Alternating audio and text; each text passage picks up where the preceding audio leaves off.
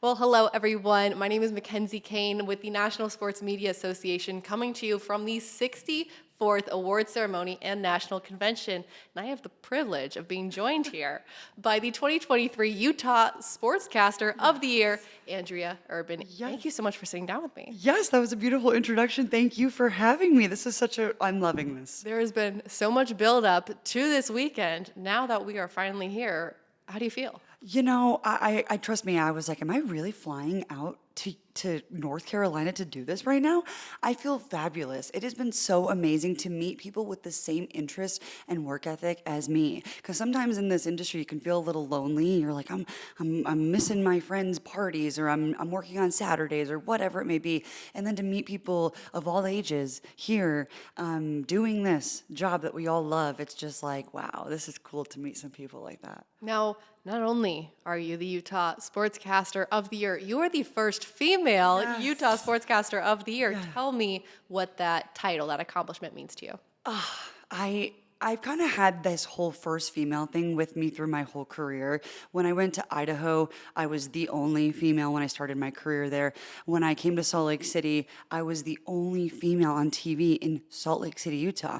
Now it has changed immensely over 5 years. There's still not many females on TV, but people begin to give you a chance, and we shouldn't have to convince people that we're worthwhile or worth listening to, but it comes with the territory sometimes, and it worked out, and I'm just so proud. Like, I wear that so proudly, and I want to continue to not just inspire women, but also young men too who want to do this. Like, I think there's room for all of us and all of our successes, and how your success doesn't affect my success. There's room for all of us, and I think that it just shows that that the world and just the times are changing, and the respect is there. If there's one thing I've noticed in particular about how you're interacting, especially with us youngsters at the convention so far this week, is you're giving them your contacts, you're wanting to help them out however you can, you're wanting to be a mentor for them. Tell me, who was your mentor? Who built that path for you? Yeah, honestly, it was mostly just different sports directors and bosses along the way. Like, Fred Heumann was my first ever sports director when I got my internship at a station in Lansing, because I went to Michigan State. And he told me, he's like, this is how you edit. This is how you shoot the video. And if it wasn't for him in that internship, I didn't learn that stuff at college. He was like, I need you to edit it this way, and I need it to be in this amount of time, and I need you to put the duration in. So there's so much to it that you don't really realize until you get out there and do it. Rhymed. And it's just bars. And so Fred was my first one, and then along the journey, Audrey Dahlgren, she's with St. Louis. She's been amazing too, because she was the kind of person who was like, don't let anyone ever tell you no just because you're a woman. And so she was awesome for me as well. And then once I got to Utah, I said it on stage during our panel today, Jazz play-by-play announcer Craig Bowler-Jack, he from day one has been like, Andrea, you got something. Keep going. He's like, don't get discouraged. He even told me, he's like, you've got a couple job interviews coming up. If you don't get those, be okay with that, and don't let it stop you. So those are some names, but really just along this journey as a whole, this whole career path is about building relationships. It isn't just, I'm really good and really smart. It is 100% about being a human and befriending people. You just mentioned the panel that you were on just a few hours ago. I had the privilege of being in the audience for that panel, but I loved how you were going through your keys to success. Oh, yeah. For the individuals who didn't have that privilege of attending that panel. Can you let us in on the secret? Yes, absolutely. There's 5 of them. And the first one is, you can never discredit hard work. I'm a big believer that even if you are new somewhere, or you don't know a sport or something, you can just work damn hard, and people are going to respect that. So number 1 is, you can never discredit hard work. Number 2 is, know your stuff, because at some point the hard work has got to come with knowledge and education. But the third point is, don't be afraid to admit when you don't know something. People love when people own their mistakes, or own just the truth, and don't try to be a know-it-all, or don't try to tell a coach, do it this way because I would. No, own it and say, I don't know this. Or gosh, can you remind me what that was? And it makes for a better interview because you're being real. So those are the first three. And then the fourth one is look good, feel good. Story of our Ours. lives. It's the truth. If you put a good outfit on, there's a reason you walk out of there and you're like, yes, I am ready to slay the day because I look good, I feel good, and now I'm going to be able to project who and what I am because I think this also tells a story, gives off good energy. And then the fifth and final one for me is once you've gotten into the room, a press conference, a job, own it. You've earned it. Act like you belong. Don't get baffled by there's an athlete you love in the room. Oh, these people have been doing it longer than me. No. You got there. You're there for a reason. Own it. So if you do all those things, the hard work, the knowing your stuff, admitting when you don't know something, and dressing the part, because sometimes it is fake it till you make it. And then in the final step, you're in that room, own it. Own that you deserve to be there. Now, I mean, we've heard the keys. And for my own benefit, I'd love to know from your perspective, what are some of the biggest rookie mistakes you see young people make when they're trying to either tap into the industry or stand out that, just make them stand out sometimes the wrong way? Yeah, I think one, overworking. I think sometimes it's like, well, I want to show everyone that I can do everything. And then you spread yourself too thin and you start doing a bad job at everything instead of a good job at a few things. And there can still be more things. You can still hit a couple basketball games in the same night and do a good job. But it's when you really are just trying to be this prove yourself person, and then instead of proving yourself, you're literally digging yourself into a hole. You have to set aside time. Like during the basketball season, so I work for the Jazz as an arena host on top of being a reporter. So on my days off from being a reporter, I'm a host at the Jazz. So when I get a day off, which is very rare in the basketball season, I schedule it in my calendar like it's an appointment. Because you have to do that for yourself. And in this industry, you have to have this face that's, we're happy, we're good, everything's great, and back to you, and it can burn you.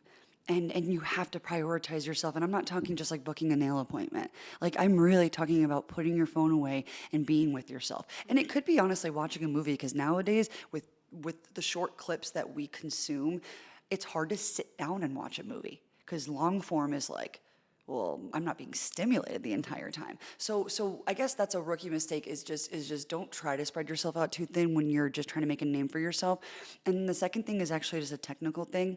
I want to suggest when editing a story together, you don't have to have everything from that interview in that story. Like I know it was an amazing interview and you felt you killed it or whatever, and you're editing it and you're like, well, this part was really important too. We don't need it, because the truth is if your story is longer than 1:30, 2 minutes, 2:30 tops, unless we're doing like a full documentary or something, you're gonna lose people. And so you have to. It was hard for me in the beginning. I did this interview with this 14-year-old girl who was like changing the basketball game, like already getting recruited or whatever at 14 years old. I wanted to make her story like 8 minutes long. Like I was like, but her mom and her brother and her, they all said these great things. You gotta cut it down, and it's okay. And I think we get attached to something that we've created or that we've done, and it's hard for us to want to cut something out. Like that's like almost offensive, but it makes your story package better when you keep it moving and have her say something, then have the brother say something, then have the mom, then go back to her. Like instead of just letting this moment play out. So that's an editing thing I want to suggest. I just remember sitting at my laptop as in college being like, how am I going to get all this in there? Guess what? You're not. And that's okay. That's the one thing I learned at school, or my first day as a beat reporter, knowing that there's not a single person in that room struggling with making it longer. Totally. Totally. It's just tough because you have so many moments, and then it's now I'm like, it's got to go. It's got to go. If it doesn't make the story flow, if it almost doesn't make sense, even though it was a special moment, sometimes I cut the clip for myself and I keep it. Maybe I tweet the clip later and be like, what a cool moment this was with this person. Full story here. And then that way you can still see that that clip existed at one point, but it didn't make the story. And it can hurt your heart, but I promise, don't waste your time overthinking your editing. Andrea, I'd love to test your storytelling skills if I can. Please. Can you transport me into that moment when you knew in your life, this is the career path I want to pursue full time? Yeah. This is who I want to be. Yeah, absolutely. I got goosebumps. It's just so crazy because I'm sitting here at 30 years old now, and it's not that I think that that's old or young. I just remember being 18, 19, and this was just a dream. It was just a dream, and it wasn't always my dream. I wanted to dance, I wanted to act, I wanted to sing. And if you can hear it, I have a deep voice. I can't sing. I can't sing. I can keep rhythm, but I can't sing because my voice doesn't allow me to do that. And then when I was a dancer, I grew way too fast, so I had no coordination and couldn't dance. And I never got casted for any roles in plays because I was either too tall or looked too young to play an adult. And so all those things failed, and I was just like, how can I somehow be in entertainment? How? And I was an athlete as well. I played volleyball. I'm 6'1", so I put the height to good use. And I'm like, how can I do this? And so I talked about it briefly at the panel, but I job shadowed a news anchor, and she was like, well, these are the headlines: murders, homicide, car crashes, potholes, politics. And I'm just going, this is terrible, right? So the next semester, I got connected with their sports department, and at 19 years old, I was an unpaid intern at Channel 6 in Lansing, Michigan. And who knew? Who knows? I just knew that this will be cool, that I'm going to be with a camera. And it was when, on Saturday, everyone's getting ready to tailgate, and I'm getting ready to go to a football game as a student. And I'm like, well, I probably should go be with my friends and live this life, but... And then when I walked out in Spartan Stadium, out of the tunnel, like as if I'm one of the damn athletes, I walk out and I'm just like, wait a second, I can get paid to do this? I could get paid to go to a place that people pay to attend, to sit in these seats. And I could be on the reverse side of things. It's crazy because there are long days in sports, and there's days when I'm just like, this is a long day, I'm tired. And then I'm looking at the fans who saved up, their money to come to this one game, and this is my 50th of the season or whatever. I'm talking basketball now. But for this, I was probably 19, 20 years old, sophomore year of college, internship, Spartan Stadium, the media room. You have to come around the corner and then walk through the tunnel to enter the field. And it was just a beautiful fall day in East Lansing, Michigan. And it's kind of where I started to fall in love with sports. And I walk out onto the field, and it is just like, I'm allowed to be here. I've earned being here. Nobody's going to tell me, hey, what are you doing down here? Go back to your seat. No, this is my seat. And then you get the shot. Someone scores a touchdown. The ball comes right at you on the sideline, and they catch it and run at your camera. And almost they don't even realize they're cheering at your camera, but you're right there, and you get this sensation over your body where you're just like, I just did that. I nailed the shot. Pay me the big bucks. No. And then moving forward, one of my mentors, Fred Human, my sports director at Lansing, he's like, Andrew, you were made for this job. Because like I've said to you, it comes from your soul and your personality and who you are. Like, we can all chum it up about sports. We can all talk about that LeBron James is a good basketball player. That's great. But you gotta have this natural just energy. And I had that, and I didn't quite know where to put it.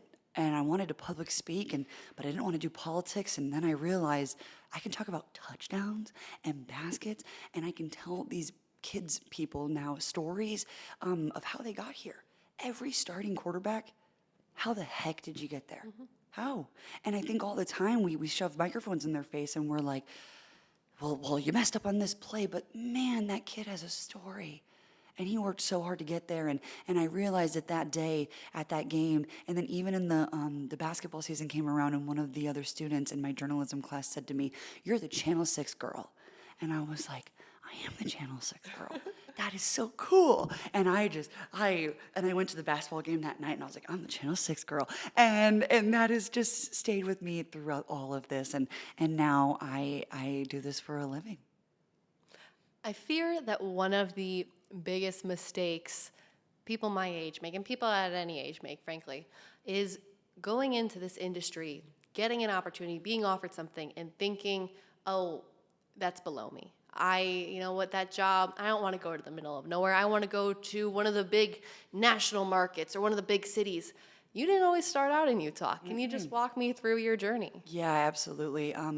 Well, I graduated Michigan State, and I do want to say, while at Michigan State, I was the do-it-all girl. I worked for College Game Day when they came to town. I worked for Big Ten Network Student U. I worked at the Channel 6 Girl. I was doing all the things. I mean, everyone was like, okay, Andrea's going to be doing this. Like, that was my whole rep. So when you have student in front of your name, and I actually even meant to say this at the panel, but I didn't. When you're a student, take every opportunity, because once you graduate, you now become a threat, because you can take someone else's job. So when you're a student, they're like, oh, come shadow me. Oh, come for the day, we'll hire you for 15 bucks an hour, whatever. And then you lose the title, and it's like, oh, sorry, I don't have time for you anymore, because you could now replace me. So when you're a student, take every opportunity, and that's what I did. So when I graduated, I was like, I got so much going for me. I've worked for so many people. So people know who I am. And then there was crickets. Nobody was answering my resumes, my tapes, my applications. Nobody cared. Nobody wanted to help. It was an awakening. So I went on to tvjobs.com, applied to 50 jobs in the nation. I didn't even share this story, but Rochester, Minnesota offered me a job first, market 162. So it was two bigger than where I ended up. And actually, I mean, this is a real thing. When you work at a news station, you drive cars. And I'm not saying I'm this crazy car lady, but this specific station had a rule: no speeding tickets on your record ever, okay? And, well, I had one of those. And Andrea. I signed a contract with Rochester, Minnesota, just for them to run my ID. And you had to have no tickets of any kind, and no drugs or alcohol were in there, within 3 years. And 2 years and 10 months ago, I had a speeding ticket, which I paid, and all's good. There was no late fee, nothing was wrong. And they called me and they said, we can't make an exception for you, and we're sorry that you signed your contract, but you're not coming here. And guess what? I quit my job at Lululemon. I quit my job at Channel 6. I said, I'm going to start my career, and then lost my job the next day. So I said, I'm not getting into TV. I'm done. I was like, this isn't meant for me, girl. And so I'm like, how am I supposed to get out of this? Well, I took another 6 months to I was a waitress. I was just figuring it out, continued to apply on tvjobs.com, and that's when Pocatello, Idaho called me. I didn't even know Idaho was a real place. I mean, it is. They have internet there? It is crazy. Potatoes, the potato state. Holt Arena at Idaho State University is modeled after a potato cellar. I mean, they really lean into it. There's a potato museum in Blackfoot, Idaho, and I've been. So it's just like, and I said, okay, you know what?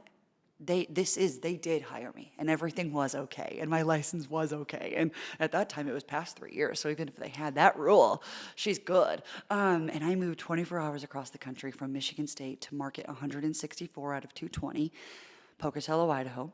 We covered the Idaho shaped like this. We covered the bottom southeast corner of Idaho, not the skinny part, just right. And Boise is on the other side of the state. So I was 3 hours away from the city that everyone does know.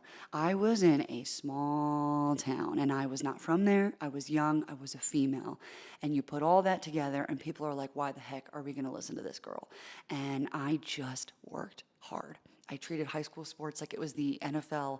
I treated Idaho State with passion. I got to know the coaches. One of my other mentors actually was Rob Fennessy, the head coach of Idaho State football, because he got the head coaching job the same year that I started as a local journalist. So we kind of grew together, and Rob would always look directly into the camera when he would do interviews, and I'm like, no, don't, that's very aggressive. Look at the people in the room and let the cameras just record you. Don't stare at the camera. I'm like, that'll make people feel uncomfortable on the other side of it. And so him and I were super, just built each other up along the way. And Rob was like, you're going to be great one day. And I was like, me too. And Rob now is on the offensive coordinator side of Montana football. So he's also growing as well. But so I'm in Idaho for 2 years. Life is what you make it.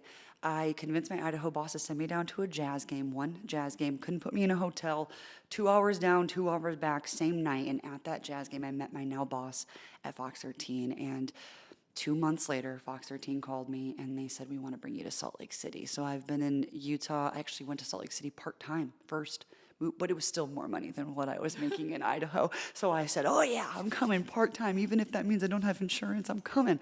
And I went down to Utah in August of 2019, and I had 8 months before COVID, which was all access. I mean, all access, locker rooms and just things you shouldn't be seeing. And it's just like, it's crazy. And it changed a lot after COVID. But we're finally back to it, and it's been so special. And like I said, I've embraced the place. And now that I'm there, I'm a sports reporter for Fox, an in-arena host for the Jazz, and on morning radio. What do you have to say? Because you touched on it a little bit, how you went to work part-time and it was still more money than you were making in Idaho. Yeah. What do you say to the people, and it's me, I'm people, Hi. who are a little afraid or a little intimidated in the is. fact that this market, it's not super high paying for the demand, for the quality of work that you need to just deliver? No, absolutely. I'm going to tell you, in Idaho, I made $24,000 for a year. And I worked overtime. I worked 7 days a week at one time when my sports director quit, and it was a flat rate of $24,000, which is actually $1,000 above the poverty line. So I couldn't qualify for like food stamps or anything because I was just rich enough to not get any help. But you know what? I'm gonna give my parents. They knew I was chasing a dream. I wasn't just like, I'm doing nothing for nothing. I really did have something going on. And so my parents helped me a lot. We had a set thing. It wasn't like, here, Andrea, here's money. We had a set thing. They were like, we're going to give you this much to help you pay for rent so then you can eat with your money and chase your dream. And if it wasn't for them, I wouldn't be here. Because now I don't have any help from anyone because I don't need that because I've built this. And it comes.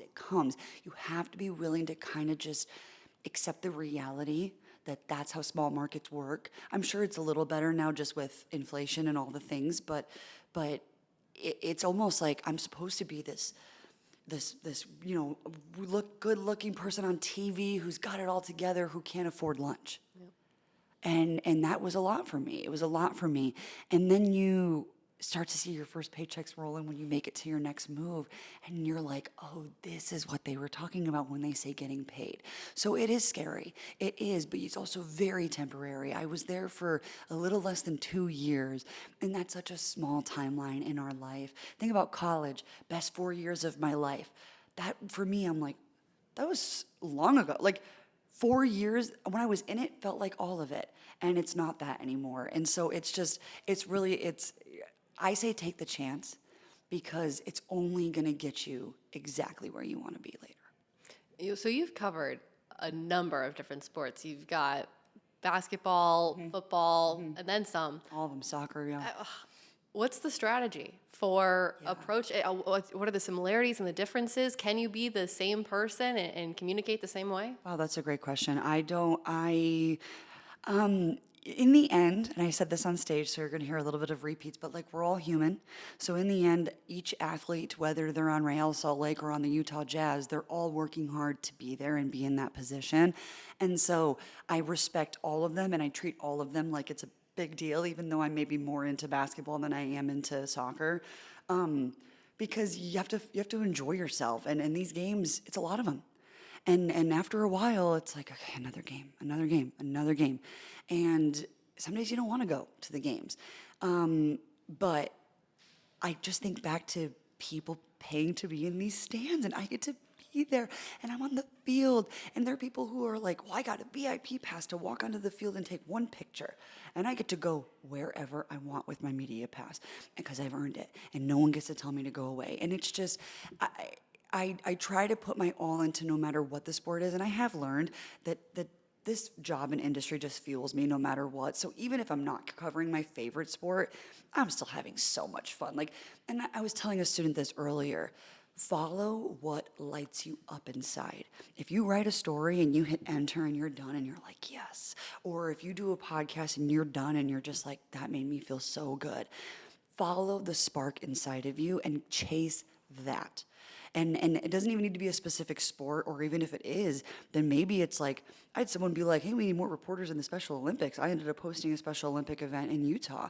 And it's just like, yeah, there's a lot of NFL reporters. So how else can I break down the walls? And so it's just like, continue to take every opportunity, because you're never too big for any opportunity. When you're in a coffee shop, you don't know if the person in line behind you is going to be like, that girl's got something. And it'll all lead something to somewhere. Now, Andrea, before I let you go, because believe me, I would keep you here in this chair for the entire so much to week say. if I could.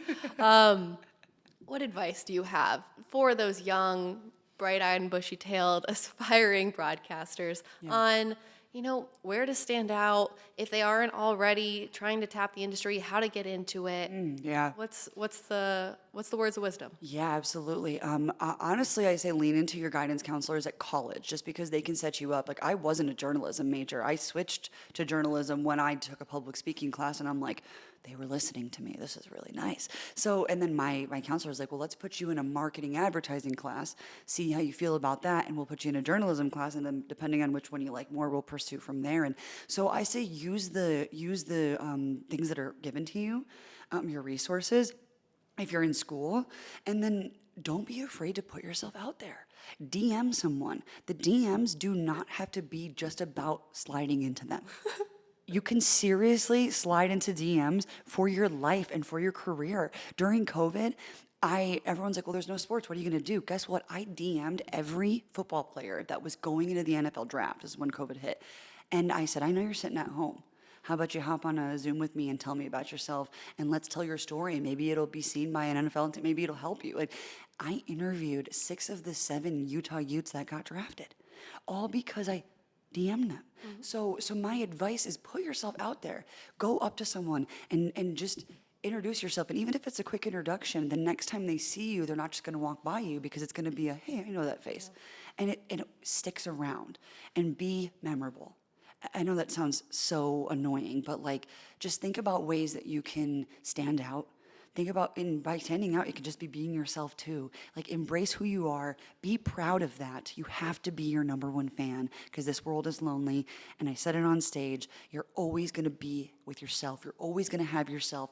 Boyfriends, who knows what happens? Friends go separate ways. Parents move on. I mean, things happen in life. You're always going to have you. And if you don't love the person that's looking back at you in the mirror in an industry like this, it's going to crumble down on you. So just love yourself. Find something that you love and it loves you back. Feel the spark, chase the spark, and then just keep working towards it. Andrea, thank you so much for your time, for all of these truly words of wisdom. Absolutely. And I mean, congratulations. Thank you so much. You've earned this title. Thank you. So glad to Utah be here. Sportscaster of the Year 2023. You made it. You're here. Thank you, my love. I'm so happy. Well, I hope you have a great rest of your You afternoon. too, and you are Enjoy amazing the award as well. ceremony. Let me just say that really quick. You have been so confident. You have been so compelling to talk to. I wasn't even sure if you were a student. I was thinking you were from one of the states as well, maybe just a young one who won this award. So keep going, because the next time you're at this convention, you're going to be having state winner on your name tag. Oh my gosh. It's those comments that make you want to keep going, and especially when they're coming from people that you look up to. So I really appreciate that. Absolutely, girl. Thank you. Amazing.